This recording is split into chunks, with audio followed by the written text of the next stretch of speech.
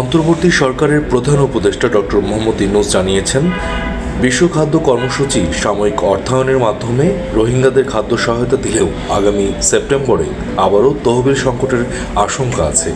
এই প্রেক্ষাপটে কাতারকে এগিয়ে আসার আহ্বান জানিয়েছেন তিনি।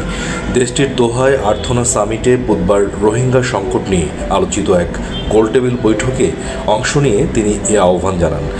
চলতি বছরের সেপ্টেম্বরে জাতিসংঘের পৃষ্ঠপোষকতায় যুক্তরাষ্ট্রের নিউ ইয়র্কে রোহিঙ্গা সংকট নিয়ে একটি উচ্চ পর্যায়ের সম্মেলনের আয়োজন করবে বাংলাদেশ।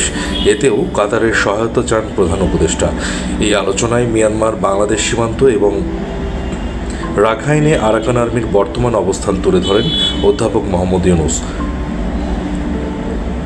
রোহিঙ্গা সংকটের দীর্ঘমেয়াদী ও টেকসই সমাধান নিশ্চিতে ৮ দফা সুপারিশ পেশ করেন প্রধান উপদেষ্টা মোহাম্মদ ইউনূস।